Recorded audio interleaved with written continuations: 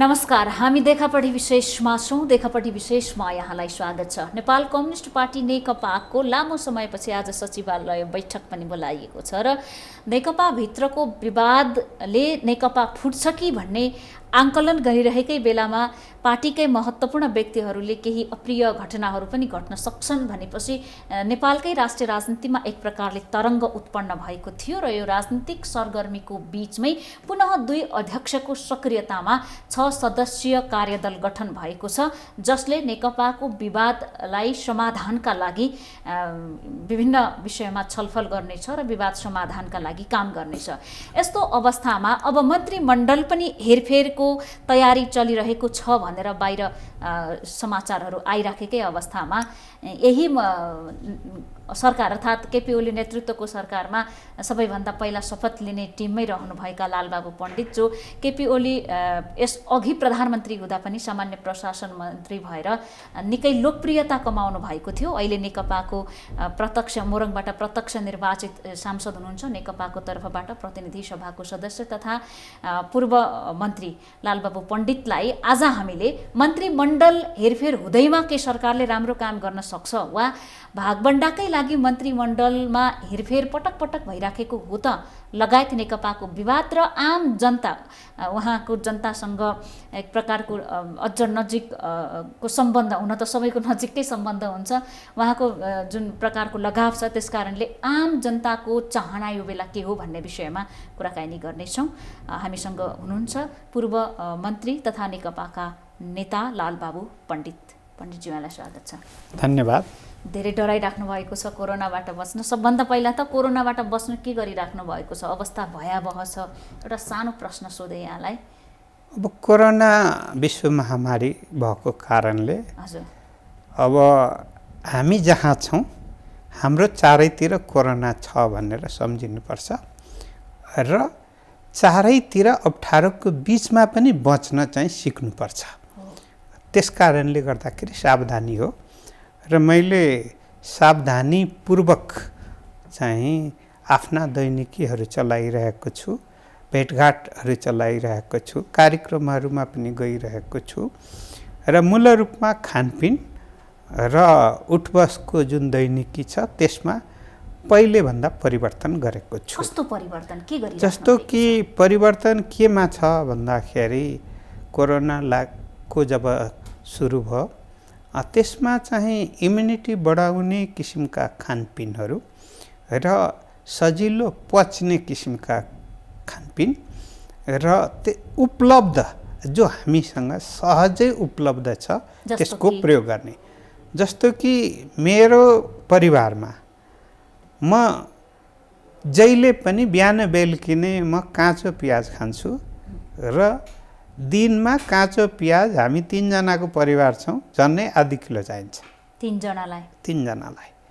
जस्तो सुकेको लसुन म चाहिँ कहिलेकाहीँ छिल्का छोडाएर अलिअलि भुटेर पनि खान्छु, तरकारीमा हालेर पनि खान्छु। झन्नै दिनमा आधी पाउ लसुनको खपत छ। त्यस पश्चात भन्नुहुन्छ भने म ग्रिन टी खान्छु र त्योसँग जोडिएर हरियो तरकारीहरू खान्छु। यो खानेकुराको सन्दर्भमा मात्रै भने र बिहान र बेलुकी चाहिँ सानो कपमा दुध खाँदाखेरि दुधमा चाहिँ बेसार मिसाएर 2 टाइम खाने गरेको जुन यो डाक्टरहरूले अहिले खानुपर्छ भनेर भनिराख्नु भएको छ। त्यो अहिले भनेर मात्रै होइन, मैले अलि पहिलेदेखि सुरुदेखि पनि हो र यसको चाहिँ बढी प्रचार पनि भएको छ। अब मैले पाएसम्म लेमन पानी पनि खान्छु, मनतातो पानीमा लेमन हालेर चाहिँ बिहान 2-3 चोटि पनि खान्छु। र मैले अर्को एउटा अलिकति आफ्नै निम्ति स्पेसल चाहिँ एउटा चूर्ण जस्तो बनाएको छु, जसमा कि चाहिँ अलिकति मेथीको मिसाएको छ, भुटेको छ, अलिकति चाहिँ सुपको छ, ज्वानो छ, दालचिनी छ है। यी चिजहरू मिसाएर हल्का भुटेर अनि घरमै ग्राइन्डरमा राखेर अनि चाहिँ यसो चाहिँ 1-2 चम्चा गरेर खाने पनि गरेको छु, जुन कि शरीरलाई आवश्यक तत्त्वहरू मास्क र सेनिटाइजरको प्रयोग कसरी गरिराख्नु भएको छ? मास्क चाहिँ म रेगुलर लाउँछु बाहिर जाँदाखेरि, घरमा भेटघाट हुँदाखेरि लाउँछु। सेनिटाइजर त एकदम चाहिँ धेरै प्रयोग गर्छु, खल्तीमा पनि राख्छु। कोही म कहाँ आयो भने पहिला सेनिटाइजर देखिने ठाउँमा राखिदिएको छु। कसैलाई म मानु कि मास्क नलिकन आउनु भएको छ भने म नयाँ मास्क निकालेर दिन्छु पनि र लाउनुहोस् भन्छु छु। र आफूले खानेकुरादेखि लिएर रहन सहन सबै कुरामा सुरक्षित हुने कुरा छँदैछ।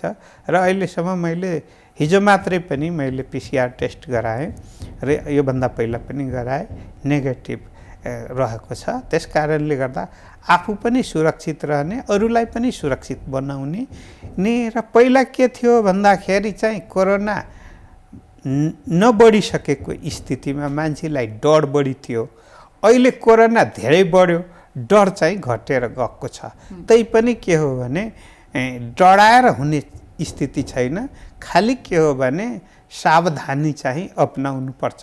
सावधानी लुगा लाउने कुरामा होस्, हिँडडुल गर्ने कुरामा होस्, खानपिनमा हो, भेटघाटमा होस्, अथवा बाहिर निक्लिँदाखेरि पनि हरेक ठाउँमा सावधानी अपनाउनुपर्छ। र जुन विश्व स्वास्थ्य सङ्गठन र नेपालको स्वास्थ्य मन्त्रालयले विभिन्न निर्देशनहरू जारी गरेको छ, त्यसलाई पालना गर्नुपर्छ। म पनि पालना गर्छु। अब म अलिकति यो जनताको सूचनाका लागि यहाँको दैनिकी कस्तो छ र किन गरिराख्नु भएको छ भन्ने प्रसङ्गवश जोडेको थिएँ। यद्यपि अहिलेको सबैभन्दा महत्त्वपूर्ण विषय पनि हो कोरोनाबाट कसरी बस्ने भन्ने। अब यो दैनिकीका बीच राजनीतिक सरगर्मी पनि बढ्दो छ। केपी ओली प्रधानमन्त्री हुँदाखेरि पहिलो मन्त्रीमण्डलमै शपथ लिने यहाँ पनि एकजना व्यक्ति हुनुहुन्थ्यो, होइन? मन्त्री गठन, मन्त्री परिषदको पुनर्गठन हेरफेरमा यहाँ फेरि आउट हुनुभयो। त्योभन्दा अघिल्लो कार्यकालमा यहाँको लोकप्रियता यति चुलिएको थियो कि दोस्रो पटक यहाँलाई मन्त्री बनाउन कसैलाई सोच्नै परेन, पार्टीभित्र समय लागेन। अहिले पुनः आज मात्रै मन्त्री मण्डल पुनः गठन गर्ने विषयमा छलफल भइराखेको छ भन्ने कुरा छ। यो मन्त्रीमण्डल पुनर्गठन गर्ने अर्थात् मन्त्रीलाई राखेकाहरूलाई झिक्ने भन्ने कुरा राजनीतिक भागभण्डाको लागि हो कि मुलुकको आवश्यकताको लागि हो? यहाँले व्यक्तिगत रूपमा के महसुस गर्नुभएको छ? यहाँको पार्टी फेरि यही सङ्घारमा आएर उभिएको छ, फेरि मन्त्रीलाई पठाउने र निकाल्ने विषयमा छलफल हुँदैछ। मलाई नेपालको इतिहास नै दुःखदायी छ।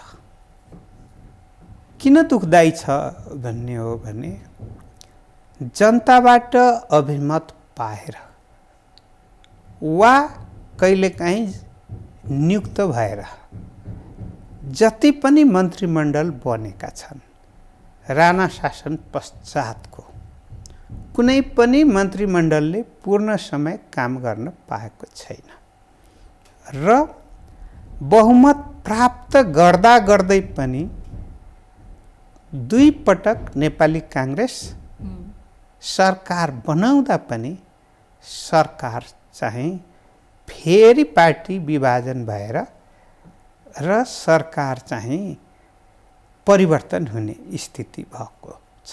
यो दुःखदायी इतिहास हो।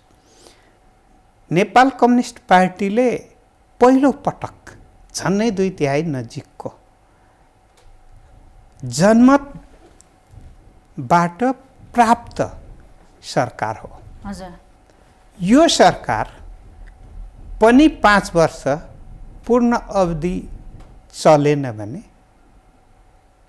वा पार्टी विभाजन हुने स्थिति भयो भने अथवा पदको निम्ति नेताहरूले लडाईँ गरे भने योग्यता क्षमता होइन, मेरो मान्छे र पालो पुर्याउने गरिकन जाने मानसिकताबाट अगाडि बढ्ने काम भयो भने र त्यसमा स्वदेशी र विदेशी तत्त्वहरूले खेल्ने काम पनि भयो भने नेपालको दुर्भाग्य नै फेरि भएको छ भनेर मैले बुझ्नुपर्ने स्थिति हुन्छ।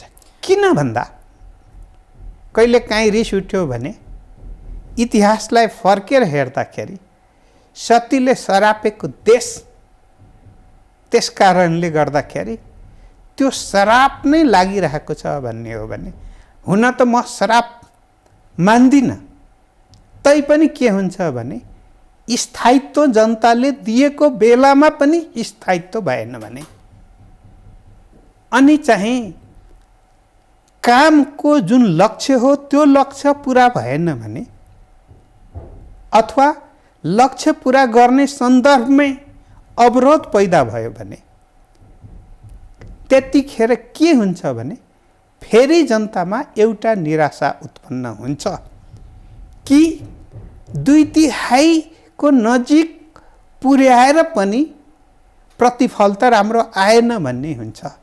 त्यस कारणले त्यो निराशा कुनै पनि हालतमा आउनु हुँदैन र जुन लक्ष्य जुन छ, जुन घोषणा पत्र मार्फत गरिएको हो, त्यसको महत्त्वपूर्ण सबै कुरा चाहिँ कमसे कम सबै पुरै नहोला रे, तर सुरुवात चाहिँ भएको हुनुपर्छ। र सरकार भनेको भाग पुर्याउने चाहिँ भागभन्डा गर्ने ठाउँको रूपमा बुझ्नु हुँदैन भन्ने हो। यो महसुस यदाकदा यहाँले गरेरै भन्नुभएको हो यो कुरा? महसुस गरेरै हो। किन महसुस गरेरै हो भने, को पुग्नुपर्छ भने आफ्नो मान्छे पुग्नुपर्छ। को पुग्नुपर्छ भने सकेसम्म परिवारकै मान्छे पुग्नुपर्छ। रहनु पनि को पर्छ भने योग्यता क्षमता होस् या नहोस्, सकेसम्म आफ्नो मान्छे नै कायम रहनुपर्छ। फेर्नु पर्यो भने पनि उस्तै उस्तै चाहिँ फेर्नु पर्छ। रिजल्ट ओरिएन्टेड भन्दा पनि अनि पटक वा अवसर ओरिएन्टेड कुरा चाहिँ भयो भने जनताले चाहिँ राम आयो कि श्याम आयो भन्ने देख्दैन क्या। जनताले रिजल्ट चाहन्छ, रिजल्ट चाहन्छ। त्यसै कारणले गर्दाखेरि हामीले कहिलेकाहीँ देख्छौँ चीनको विकासको सन्दर्भसँग दण्डित भएका व्यक्ति पनि बाहिर आएर कामको रिजल्ट देखिनुपर्छ। मुसा चाहिँ बिरालो चाहिँ ले मुसा मार्नुपर्छ, त्यो चाहिँ बिरालो कालो होस् कि सेतो होस् त्यसको अर्थ छैन। जनताले चाहेको कोलाई मन्त्री दिने वा नदिने कुरा होइन, रिजल्ट दिने कुरा हो।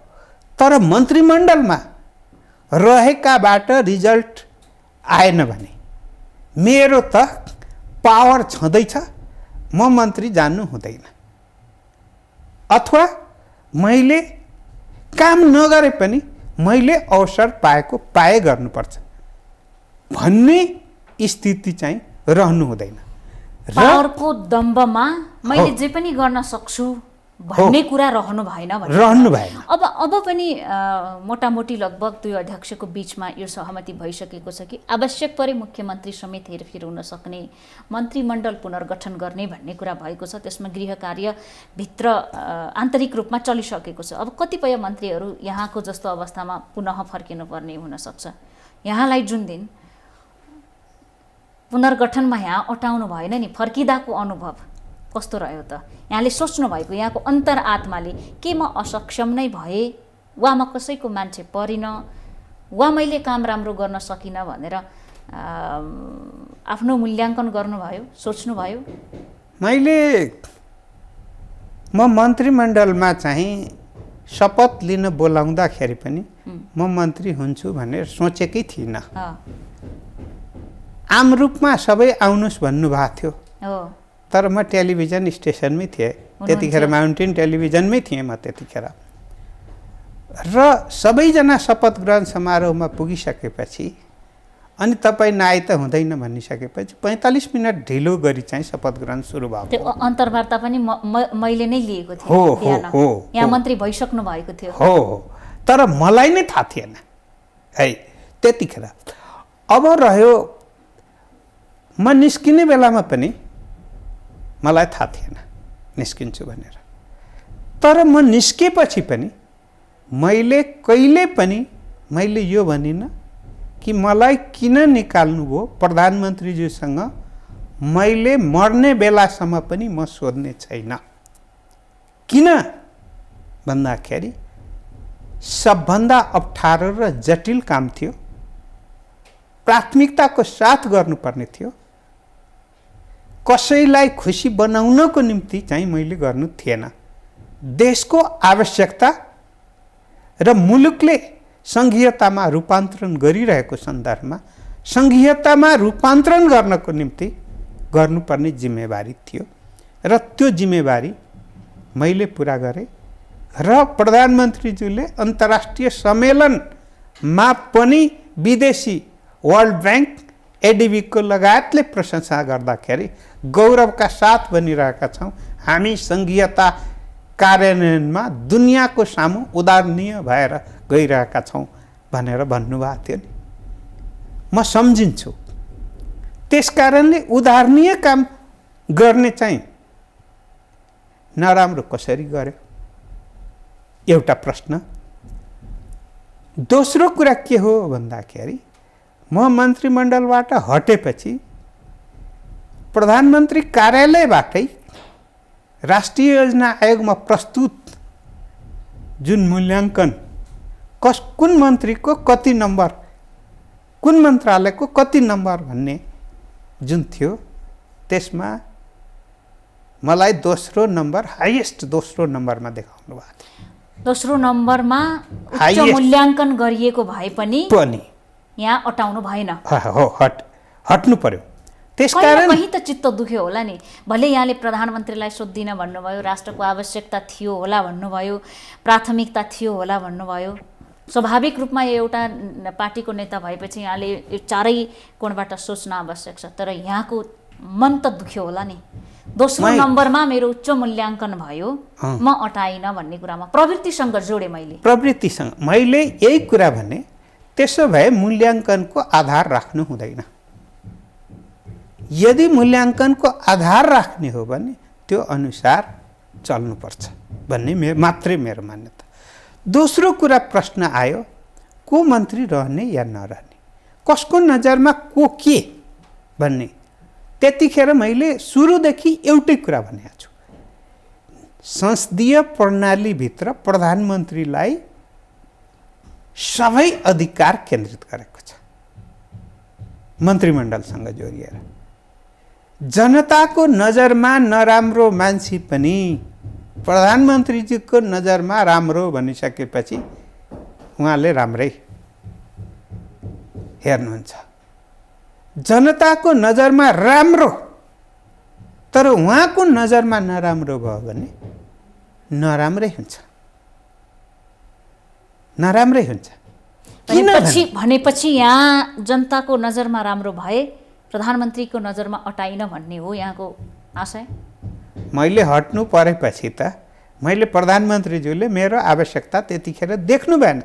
के समस्या पर्यो प्रधानमन्त्रीज्यूलाई उहाँलाई नै थाहा होला। राजनीतिक शक्ति सन्तुलनलाई लिएर केही गर्नुभयो या के गरेर गर्नुभयो मैले कहिल्यै प्रश्न सोधिनँ भनेको छु है।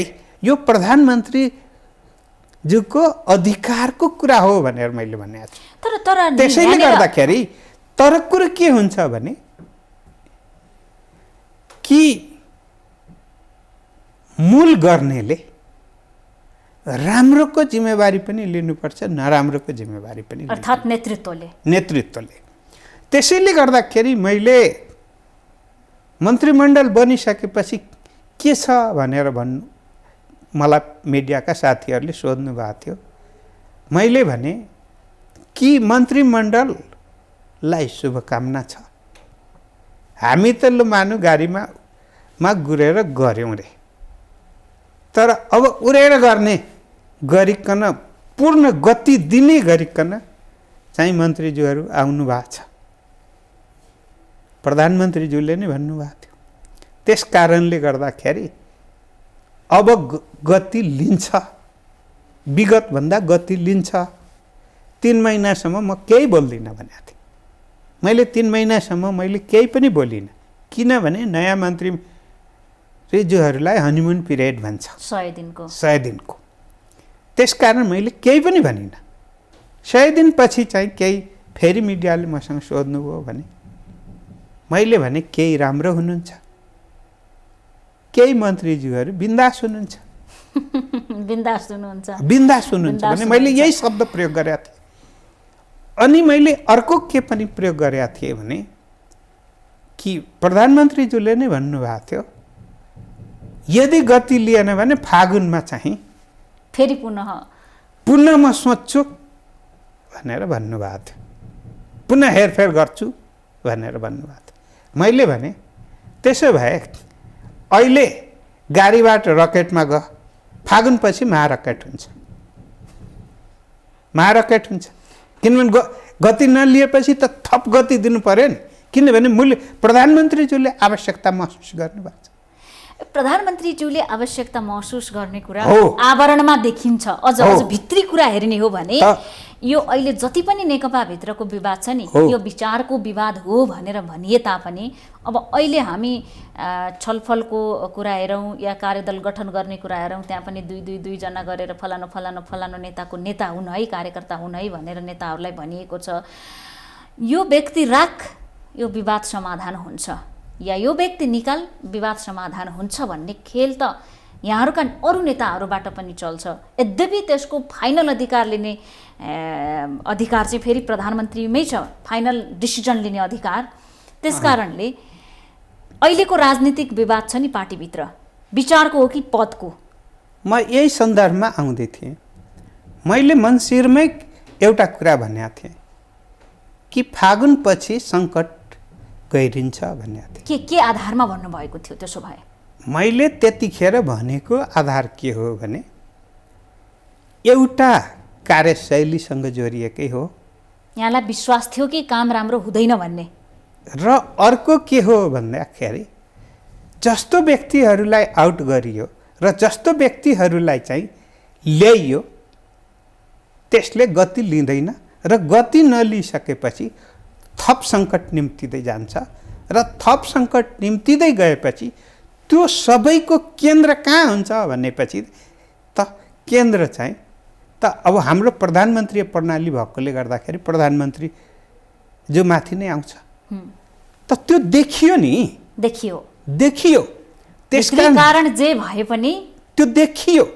त्यो किन देखियो भन्ने हो भने पार्टी भित्र के उठ्यो भन्ने अहिले विचारको सैद्धान्तिक कुनै लडाई होइन, अहिले भनेको कार्यशैलीको र त्यो कार्यशैलीको कारणले जुन जुन व्यक्तिहरू चयन भए, चाहे मन्त्रीमा चाहे राजनीतिक नियुक्तिमा, त्यसले सिङ्गो पार्टीभित्र तरङ्ग पैदा गरिदियो। भनेपछि यो कुनै सैद्धान्तिक लडाई होइन? सैद्धान्तिक लडाई होइन। यो नियुक्तिपछि चिडिए मानिसहरू, धेरै मानिसहरू चिरिए, नेताहरू पनि चिरिए, पार्टी पङ्क्तिभित्र पनि एउटा आवाज उठ्न थाल्यो। नियुक्ति गलत तरिकाले भयो कि सबैलाई पदमा जान मन लाग्यो? दुईटा कुरा छन् नि। होइन, मैले एउटा कुरा भन्ने गरेको छु कि सामूहिक निर्णयबाट कुनै एक व्यक्ति चयन भयो भने तात्कालीन रूपमा फरक मत राख्नेहरूलाई एकछिन रिस उठ्ला, तर के हुन्छ भने निर्णयमा आफ्नो सहभागिता भएकोले गर्दा भाग्न सकिँदैन। तर के हो भने नैतिक जिम्मेवारी रहन्छ। तर के हो भने नियुक्ति चाहिँ राम्रै व्यक्तिको पनि एकल निर्णयबाट अथवा सानो घेराबाट चाहिँ भयो भने ठुलो पङ्क्तिले प्रश्न उठाउँछ र हाम्रो सहभागिता खोइ भन्छ। अनि त्यतिखेर एउटा सीमासम्म थोरै विधि र प्रक्रिया नमिले पनि ल मिल्दै जान्छ भने आश हुन्छ। तर जब त्यो आशबाट निराशामा उत्पन्न हुन्छ त्यसपछि के हुन्छ भन्ने हो भने खोइ विधि र प्रक्रिया अनि व्यक्ति चयन कसरी भयो, त्यसपछि भन्ने हो भने राम्रो नराम्रो, अनि एउटा गुजुल्टो पढेर जान्छ र जुन गुजुल्टो असन्तुष्टिहरूको गुजुल्टो पनि शक्तिमा रूपान्तरण भइदिन्छ। त्यो शक्तिमा रूपान्तरण भइसकेपछि अनि के हुन्छ भने थप द्वन्द्व निम्तिने स्थिति हुन्छ र जुन कि नेकपामा देखा पर्यो, अहिले जुन भइरहेको छ देखा पर्यो। अब एउटा अघि नै यहाँले भन्नुभयो म मूल्याङ्कनको हिसाबले राष्ट्रिय योजना आयोगले गरेको मूल्याङ्कनमा होइन प्रधानमन्त्री कार्यालयले गरेको मूल्याङ्कनमा राष्ट्रिय योजना आयोगको बैठकमा प्रस्तुत जुन सार्वजनिक छ प्रधानमन्त्री कार्यालयले गरेको मूल्याङ्कन हो। यसमा दोस्रो नम्बरमा थिए म उच्च मूल्याङ्कनमा राम्रो अङ्क प्राप्त गर्नेमा भन्नुभयो। त्यसैमा मैले सुनेको बिना मगर जो प्रचण्डको बुहारी हुनुहुन्छ उहाँ अन्तिममा हुनुहुन्थ्यो भन्न सुनेको थिएँ मैले। त्यो सार्वजनिक छ नि, सबैको नजरमा छँदैछन्, लुकेकै छैन त। भएको बिना मगर रहने हटाउने सक्षम हुने मुलुकको आवश्यकता भित्र पर्ने उहाँ तपाईँ चाहिँ जानुपर्ने। मेरो यति मात्रै हो, कामको योग्यता हेर्ने हो या उसँगको सम्बन्ध हेर्ने हो। सम्बन्ध हेर्ने हो भने योग्यताको कुरा गर्नुहुन्न, योग्यताको कुरा गर्नुहुन्न र योग्यताको कुरा गर्ने हो भने मेरो र तेरो र सम्बन्धको कुरा गर्नु हुँदैन। किन भन्दाखेरि चाहिएको त मुलुकलाई रिजल्ट हो नि। प्रधानमन्त्रीज्यूले दिन्छु भनेको त रिजल्ट हो नि, र त्यो रिजल्टको सार के हो भन्दाखेरि समृद्ध नेपाल, सुखी नेपाली बनाऊ। यो त नारा नै अहिले लाउन छोडिसक्यो। अब त समृद्ध नेपाल, सुखी नेपाली भन्ने जुन नारा सरकारको निर्णय त यही हो नि, प्रधानमन्त्रीज्यूले गर्नुभएको लक्ष्य, मूल लक्ष्य यही हो नि। पार्टीले गरेको, पार्टीले साथ दिएको यसै आधारमा न हो। अब अहिले प्रधानमन्त्री पनि फेरिनुपर्छ भनेर पनि यो बिचमा यहाँको पार्टीभित्र कुरा उठे। स्थायी कमिटीमा यहाँका अर्का अध्यक्षले राजीनामा भारतले मागेको भन्नु किन हुन्छ, मैले मागेको हो नि भनेर उहाँले फेस टु फेस भन्नुभयो। अब समाधान उन्मुख छ है अझै पनि, तर मुलुकको आवश्यकता थियो यो। मैले सुरुमै भने र यो प्रश्न जब उठ्यो त्यतिखेर सुरुदेखि म एउटा कुरा राखिरहेको छु। कम्युनिस्ट पार्टी 2/3 नजिकको जनताको जनमत प्राप्त पार्टी भएकोले व्यक्तिको बारेमा भनिन, तर कम्युनिस्ट पार्टीको सरकार ढल्नु हुँदैन र कम्युनिस्ट पार्टीको सरकार चाहिँ बैशाखी टेकेर सरकार बनाउनु हुँदैन। एउटा मान्यता हो। प्रचण्डको भोइस बैशाखी टेकेर आएको हो भन्न खोज्नु भयो?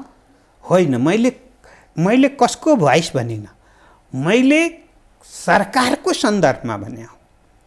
दोस्रो मैले के भने हूँ भन्दाखेरि पार्टी विभाजन कुनै पनि हालतमा हुनु हुँदैन। किनभने पार्टी विभाजन हुनासाथ सरकारमा पर्छ, त्यो संघीयतामाथि पर्छ, त्यो संविधानमाथि पर्छ, त्यो गणतन्त्रसँग जोडिएर आउँछ, त्यो धर्मनिरपेक्षतासँग जोडिएर आउँछ। कमजोर भयो भने 10 थरी रोगले च्याप्छ। र मैले उहिले पेन्डोरा बक्स भन्ने एउटा चाहिँ थियो पुरानो शिक्षामा पढाउने, पेन्डोरा बक्स अहिले खोल्नु हुँदैन भन्ने मैले भन्नु खोजेको। कतिपय होला असन्तुष्टि होला, तर त्यो असन्तुष्टि सीमाभित्र रहेर समाधान गरेर जानुपर्छ भने मैले यो किन बारम्बार पनि भन्दिरहेको हुँ। हरेक परिवर्तनको नेतृत्व नेपालका अहिलेका नेताहरूले नै गर्दै आएका हुन् र कहिले विदेशीले, कहिले स्वदेशी मार्फत पनि विदेशीले पुल्ठो बाल्ने काम गर्छन्, तर बहकिनु हुँदैन, बहकाउमा पर्नु हुँदैन र नेपाली र अझै नेतृत्व पङ्क्तिले चाहे संविधान बनाउने सन्दर्भमा हेर्नुस्, चाहे गणतन्त्र ल्याउने सन्दर्भमा हेर्नुस्, चाहे प्रजातन्त्र ल्याउने सन्दर्भमा हेर्नुस्, चाहे राणा शासन फाल्ने सन्दर्भमा हेर्नुस्, हरेकमा हेर्नुस् त त्यस कारणले गर्दाखेरि थोरै नकारात्मक आउन साथ 100% त्याग्ने। मैले हिजो मात्रै सुने पेपरमा, आमा बितेको छोराहरू सबै भागेर हैरान डरले, अनि लास पनि अरूले बोकेर सद्गत गरिदिनु पर्ने दुःखद स्थिति हो। त्यस्तै नेपालको राजनीतिमा दुःखद स्थिति आउनु हुँदैन। सङ्कटको घडीमा नै नेतृत्वको पहिचान हुन्छ। त्यसकारण नेतृत्वले राष्ट्रलाई हेर्नु पर्यो, नेपाली जनतालाई हेर्नु पर्यो, जनताले दिएको जिम्मेवारीलाई हेर्नु पर्यो र त्यो कति पुरा गर्दैछु छैन भन्ने त्यो पनि हेर्नु पर्यो र म समय सीमा राखेर जुन लक्ष्य किटान भएको छ त्यहाँ म पुरा गर्छु भन्ने त्यो पनि हेर्नु पर्यो। नभए अवसरको निम्ति अवसर चाहिँ हुनु हुँदैन, पालो पुर्याउनको निम्ति हुनु हुँदैन, रिजल्ट लिनको निम्ति दिनुपर्छ। म यति अवधि भएँ, यति पटक भएँ भनेर र होइन कि राम्रो त थोरै समयमा धेरैलाई चित्त बुझ्दो जनप्रिय कामहरू गर्ने स्थिति भयो भन्ने। बीपी कोइराला, मनमोहन अधिकारी कति नै ठुलो कार्यकालमा प्रधानमन्त्री बन्नुभयो र देशको, छोटो समय बन्नुभयो, तर इतिहासमा त उहाँको नाम लिँदाखेरि गौरवको साथ कसैले हिचकिचाहट महसुस गर्दैन। हो, त्यो चाहिँ योगदान गर्नु पर्यो। नभए म नै पार्टी, म नै देश, म नै जनता, अनि मैले गरेकै कुरा यति मात्रै, देश पनि यही, जनता पनि यही र सर्वस्वीकृत पनि यही भन्ने ठान्ने हो भने फेरि त्यहाँनिर अर्को अहङ्कारले काम गर्छ र त्यो अहङ्कार नेकपा भित्र देखिएको छ भन्ने हो या सरकारमा? सरकारमा पनि कतिपय प्रसङ्गमा र सरकार बाहिर पनि कतिपय प्रसङ्गमा। अब यहाँनिर मैले अर्को प्रश्न के जोड्न खोजेँ भने, मुलुकको यहाँले भन्नुभयो नि, आमाको देहान्त भयो, छोराहरू भागे, अरूले सद्गत गरिदिनु पर्ने अवस्था आयो। विश्व नै सामान्य परिस्थितिमा छैन, असाधारण अवस्थाबाट अगाडि गुज्रिरहेको छ। हरेक राष्ट्रले आफ्ना नागरिक कसरी बचाउने भन्ने कुरामा आफ्ना सम्पूर्ण शक्ति प्रयोग गरेका छन्। हरेक राष्ट्रको, सक्षम राष्ट्रको अभियान कसरी कोभिड विरुद्धको खोप बनाउने भन्नेमा छ।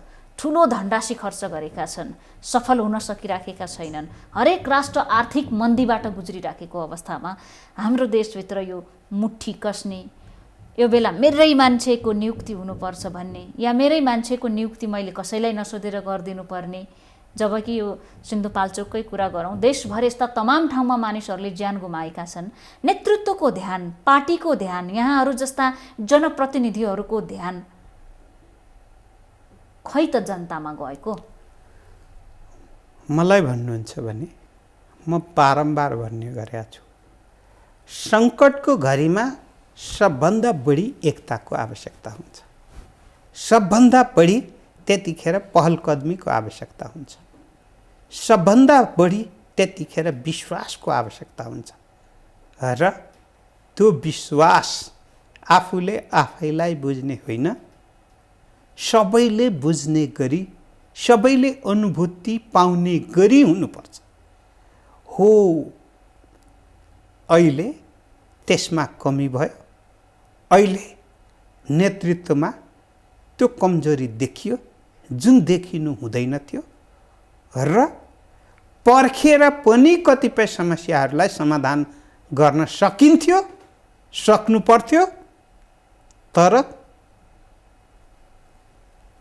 बाहिरी रूपमा देशले आवश्यकता एउटा कुराको महसुस गरिरहेको, नेतृत्वले आवश्यकता अर्को कुराको महसुस गरिरहेको बेलामा यो कहिलेकाहीँ हामी भन्छौँ नि, पानीमा माछा बाँच्न सक्छ पुरा अवधि, पानी बाहिर आयो भने कति बेर बाँच्न सक्छ। त्यसकारण आत्मरतिमा रमाउने, आत्मस्वार्थमा वरिपरि घुम्ने जुन चिन्तनबाट जनताले थाहा पाउँदैन भन्ने होइन, थाहा पाउँछन्। त्यसै कारणले गर्दा अहिले पनि भन्ने हो भने आफूबाट भएका केही कमजोरी छन् भने आत्मालोचना गरेर अनि अहिलेको मुलुकको समस्या र मुलुकले राजनीतिक पार्टी बहुदलीय प्रणाली भएको कारणले गर्दा पार्टीलाई दिएको जिम्मेवारी गम्भीरतापूर्वक वहन गरेर अनि दुनियाँको सामु एक भएर परिणाम दिएर फेरि पनि भविष्य सुनिश्चित छ र त्यो सुनिश्चितता हामी दिइरहेका छौँ। निराश हुने होइन, उत्साही बन्नुहोस्। जसरी कि कोरोनाको बेलामा हाँसी खुसीदेखि लिएर रहन सहन खानपिनदेखि लिएर सबै ताकतिलो चिजहरू लिएर जीवनको निम्ति रहनुहोस् भनेर आह्वान भइरहेको छ। पार्टी पनि त जीवन हो, जीवन्त रहनु पर्यो, जीवन्त रहनुपर्छ र सरकार पनि जीवन्त रहनुपर्छ भन्ने मेरो मान्यता हो। र त्यस कारणले को ठिक को बेठिक भन्दाखेरि पनि जहाँ जहाँ बेठिक छन् त्यो चाहिँ सुधार गरेर समयमै सचिनुको विकल्प छैन। अलिकति अब क्षेत्रीय राजनीतिको कुरा पनि गरौँ। यहाँको लोकप्रियता सुरु कहाँबाट भयो भने नेपालमा अझै पनि मधेस केन्द्रित भएर राजनीति गर्ने वा मधेसबाट राजनीतिमा आउनेहरूलाई अलिकति मधेसको लागि मात्रै कुरा गर्छन् कि भनेर आरोप लाग्दै आएको छ। अर्थात् क्षेत्रीय राजनीतिमा सीमित हुन पुगेका छन्। राष्ट्रको नेतृत्व गर्छु भन्ने आलोचना भइराखेको अवस्थामा यहाँले एउटा साम्प्रदायिकता र क्षेत्रीयताको राजनीति भन्दा माथि उठेर कुरा गर्नुभयो। लालबाबु पण्डितलाई सबैले रुचाए। कुनै समयमा यहाँसँग फोटो खिच्न लाइन लाग्थ्यो। अहिले पनि क्षेत्रीयताका कुरा उठिराखेका छन्। नागरिकताको कुरा उठेको छ, नागरिकता सम्बन्धी विधेयकको कुरा उठिराखेको छ। खास गरी अहिले समाजवादी पार्टी र राजपा एकीकरण भएर जुन बन्यो नि जनता समाजवादी पार्टी, उसले केही दिन अघि मात्रै प्रधानमन्त्रीको अलि मानसिक शारीरिक अवस्थालाई लिएर पनि आफ्नो छुट्टै टिप्पणी गरेको छ। मधेसमाथि विभेद भयो भन्छन्, टोपी लगाउनेलाई गाली गर्छन्। आज पनि टोपी लाउनु भएको छ। पुरानो प्रश्न भइसक्यो, तर नेपाली समाजमा यसको अर्थ छ। मेरो प्रश्न के हो भने वीरगन्जमा कोरोनाको महामारी सबैभन्दा धेरै जोखिमपूर्ण छ, दयनीय छ, एकदम अत्यास लाग्दो अवस्थामा पुगेको छ।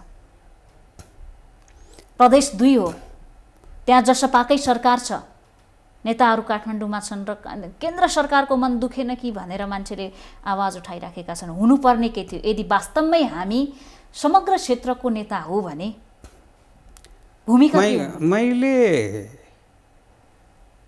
अब विगत इतिहासतिर धेरै नफर्क्यौँ, किनभने त्यहाँ धेरै करेक्सन भइसकेको छ।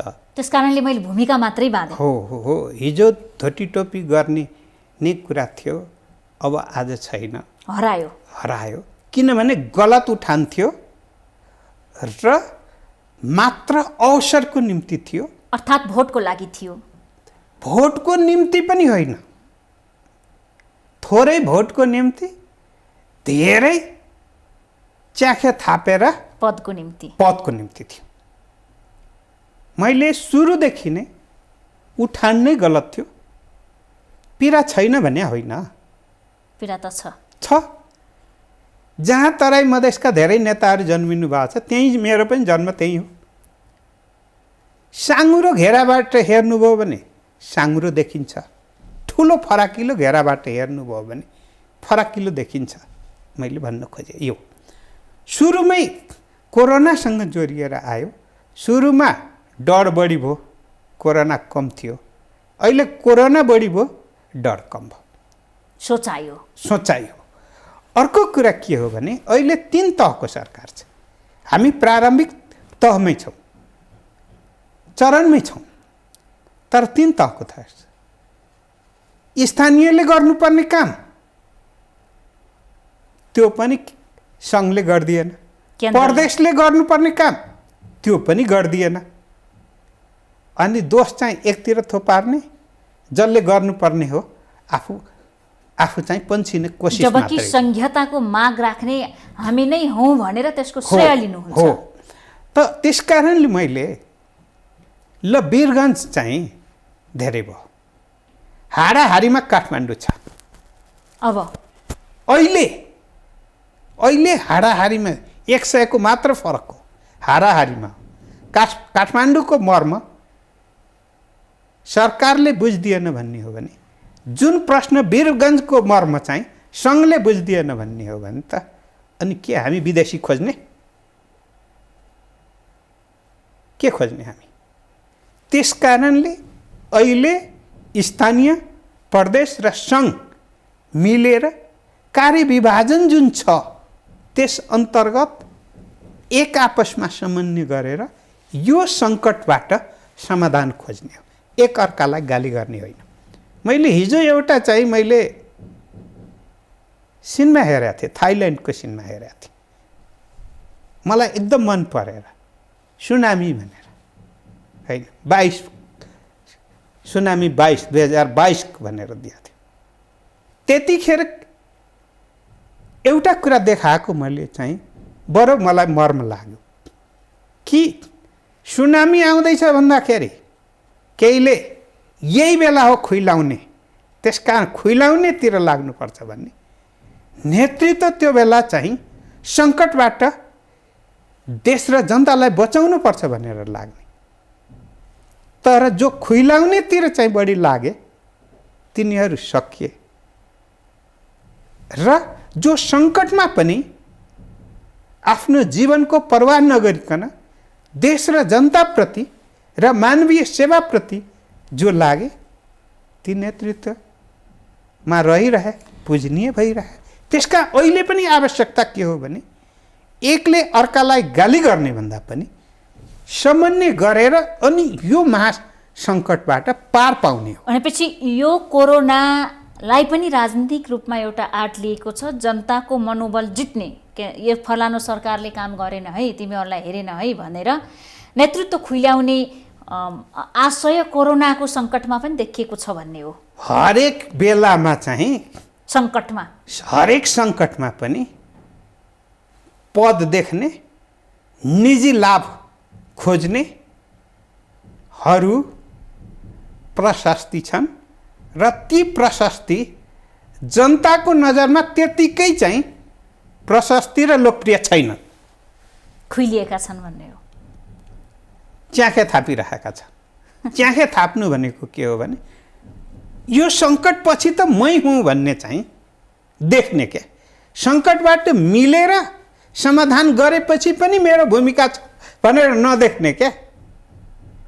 सङ्कटमा थप सङ्कट सिर्जना गरेर अनि आफ्नो अस्तित्व चाहिँ त्यहाँ मात्र देख्न खोज्ने स्थिति भयो भने के हुन्छ भन्ने हो, त्यो जनताले पनि हेरिरहेको छ। यहाँ सङ्घीय मामिला मन्त्री भइराख्दाखेरि तथा सामान्य प्रशासन मन्त्री भइराख्दाखेरि कति लोकसेवाको लागि पनि दरबन्दीहरू झन्डै 9,000 को हाराहारीमा 10,000 को हाराहारीमा आह्वान गर्नुभएको थियो। त्यति बेला पनि विरोध भयो यो कुराको। अहिले अब नियुक्त गर्ने कुराहरू भइराखेका छन्, सङ्कट छ, कर्मचारी अभाव छ, समायोजनमा पनि यहाँले धेरै समय लगाएर बल्ल बल्ल एउटा प्रक्रियामा पुर्याउनु भएको थियो। अझै पनि अटेरी कर्मचारीहरू अझै पनि जान मानिराखेका छैनन्। यस्तो अवस्थामा यो घटना त नभनौँ, यो विषयलाई चाहिँ कसरी लिनुभएको छ? मैले कोही पनि व्यक्तिलाई तोक आदेशको भरमा जागिर खुवाउनु हुँदैन भन्ने मान्यता हो। किनभने तोक आदेशमा समावेशिता पनि हुँदैन, योग्यता र क्षमता पनि हुँदैन। त्यसै कारणले मैले ठुलो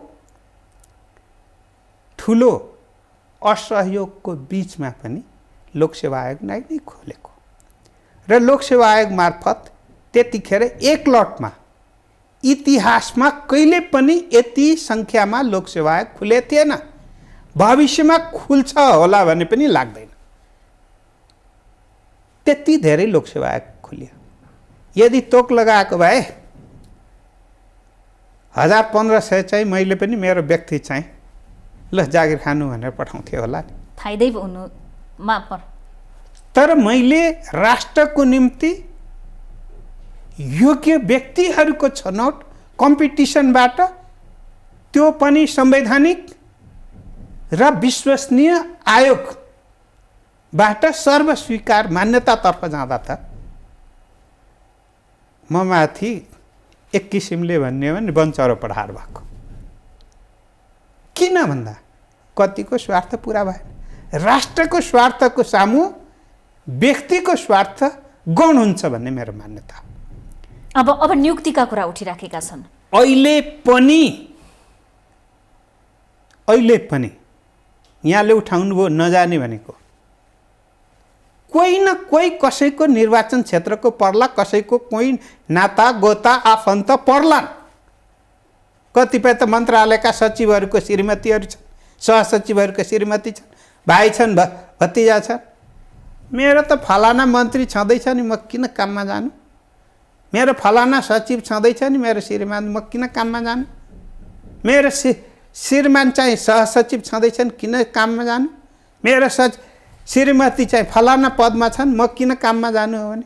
देश बन्छ यसरी अनुहार हेरेर। अनि चाहिँ सजिलो मात्रै खोज्ने हो भने देश बन्छ कि? अप्ठ्यारोभन्दा अप्ठ्यारो कामको जिम्मेवारी पनि लिन म तयार छु भनेर शपथ खाएकाहरूले शपथ बिर्सिनुहुन्छ? बिर्सिनु हुँदैन। त्यस कारणले तोक आदेशको भरमा कर्मचारी भर्ना गर्ने कुरा चाहिँ सर्वथा गलत हो।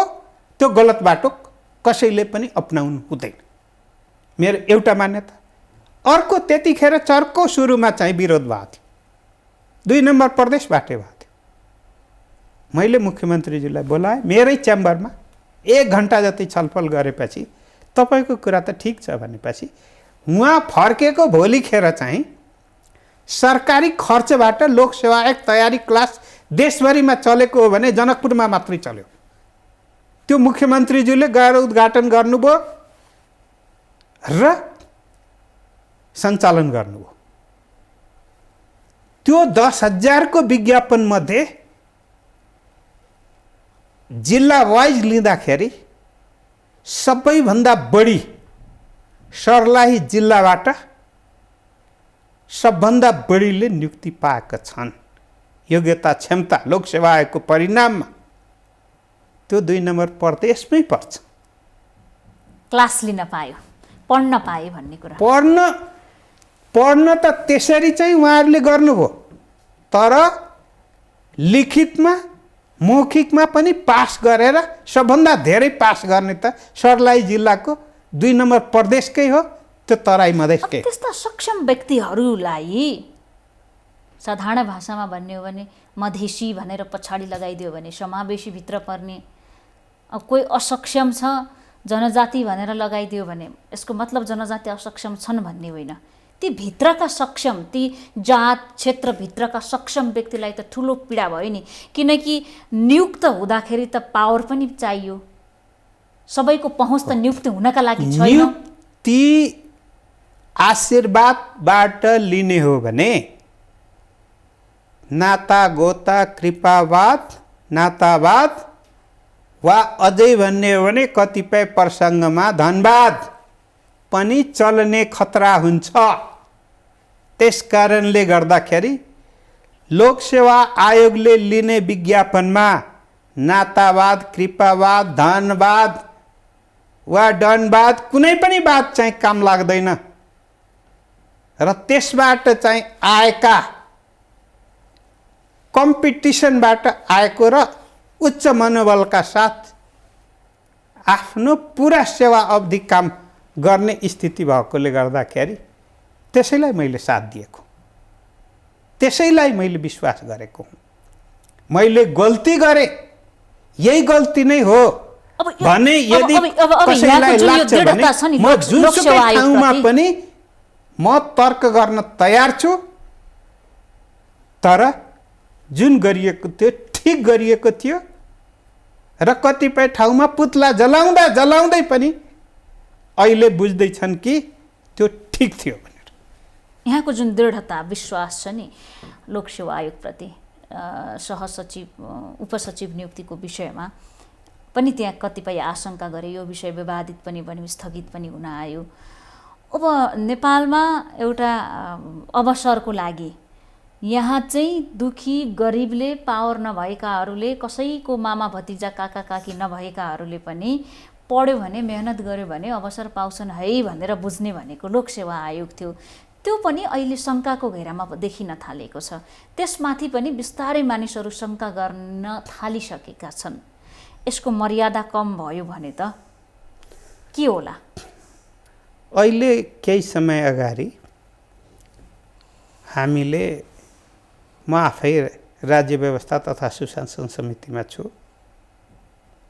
संवैधानिक अङ्गहरूको मूल्याङ्कनको सवालमा हामी छलफल गऱ्यौँ र अहिले कार्यदल पनि बनाइदिएका छौँ कसरी अझै सुदृढ बनाएर जाने। 100मा 100% शुद्ध केही पनि हुँदैन, केही पनि हुँदैन। तर अहिलेसम्म सर्वमान्य, केहीले नमान्ला त्यो अलग कुरा हो, राजनीतिक आफ्नो कुरा हो, नभए लोकसेवा आयोग नै हो। तर दायाँ बायाँ हुनुहुन्न है भन्ने कुरामा उसले पनि तर लोकसेवा आयोगमा पनि केही गडबडी भएको र दण्डित भएको त लोकसेवा आयोगले नै आफैले सार्वजनिक गर्यो होइन। अनि त्यसलाई राम्रो भन्ने कि नराम्रो भन्ने, कसैले कहीँ केही गडबड गर्यो भने, दण्ड पायो भने गडबड गर्नेहरू निरुत्साहित हुन्छन् नि त, होइन। तर भन्छन् नि, राज्य विद्याभन्दा चोर विद्या एक कदम अगाडि हुन्छ। पहिला चोरी गर्छन् अनि त्यसपछि राज्यले त्यसलाई खोजी गर्छ र अनि त्यसलाई रोक्ने काम गर्छ। तर चोर विद्याले त के गर्छ भने फेरि नयाँ तरिका खोजी गर्छन् क्या। त्यसै कारणले गर्दाखेरि हामीले के भन्ने हो भने अपराध गर्ने दण्डित हुनुपर्छ र राम्रो गर्ने पुरस्कृत हुनुपर्छ। अब अन्त्यमा छौँ, अहिलेको मुलुकको आवश्यकता र नेकपाको बाटो ठिक ठाउँमा छ? अहिलेको मुलुकको आवश्यकता भनेको एकता, अहिलेको मुलुकको आवश्यकता कोरोना काल भएको कारणले गर्दाखेरि यसबाट छिटो उन्मुक्ति र यो अवधिमा जनताले हरेक ठाउँको सरकारबाट उदार राहत र सेवाको सहज सरल पहुँच को गर्ने हो र यो सँगसँगै मुलुकलाई समृद्ध बनाएर लैजाने सन्दर्भमा विकास निर्माणलाई पनि गति दिने हो, राज्यको अहिलेको क्षमताको आधारमा, आवश्यकताको आधारमा होइन, क्षमताको आधारमा। र अर्को कुरा के हो भने मुलुकले चाहेको अहिले एकता सुदृढ होस्, राजनीतिक पार्टीहरू बीचमा पनि एकता होस्, सद्भाव होस् र त्यो एकता र सद्भावले सहज र सरल तरिकाबाट परिणाममुखी चाहिँ जनताको इच्छा आकाङ्क्षा त्यो पुरा होस् नै भन्ने चाहेको हो। त्यसकारणले अहिले जुन देखिएको छ, आज जो नेकपाको सचिवालय बैठक बस्दैछ, बसेर अहिले अनुमोदन भइसक्यो, कार्यदललाई अनुमोदन गरिसक्यो, हो अनुमोदन गरिसकेको छ र यो अहिलेको समस्या पनि छिटै समाधान हुन्छ र सबै मुलुकको समस्या केन्द्रित भएर सबै लाग्नुपर्ने आवश्यकता छ र परिणाम ल्याउनु पर्ने आवश्यकता छ र जनताको सामु विश्वास, जुन गुमेको विश्वास छ त्यो चाहिँ पुनः प्राप्त गर्नुपर्ने अवसरको रूपमा आफूलाई लिएर पाइला चाल्नु आवश्यक छ। समयका लागि धेरै धेरै धन्यवाद। हस्, मलाई पनि यहाँ बोलाएर केही कुरा राख्ने दिनुभएकोमा म हार्दिक आभार प्रकट गर्दछु। धन्यवाद। धन्यवाद। हामी देखापढी विशेषमा थियौँ, कुराकानी गरिरहेका थियौँ पूर्व मन्त्री तथा नेकपाका नेता प्रतिनिधि सभाका सदस्य लालबाबु पण्डितसँग उहाँसँग अहिलेको समसामयिक विषय खास गरी मन्त्री परिषद पुनर्गठन हुने चर्चा चलिरहेको अवस्थामा यस विषयमा नेकपाभित्रको विवाद र अहिले मुलुकको आवश्यकता सरकारको काम कारबाही तथा जनभावना अनुसार जनताले महसुस गर्न पाएको छ कि छैन सरकारको काम कारबाही कस्तो छ भन्ने विषयमा पनि केन्द्रित रहेर उहाँसँग कुराकानी गऱ्यौँ। देखापट्टि विशेषबाट आज सबै बिदा चाहन्छौँ। भोलि नयाँ पात्रका साथ उपस्थित हुनेछौँ।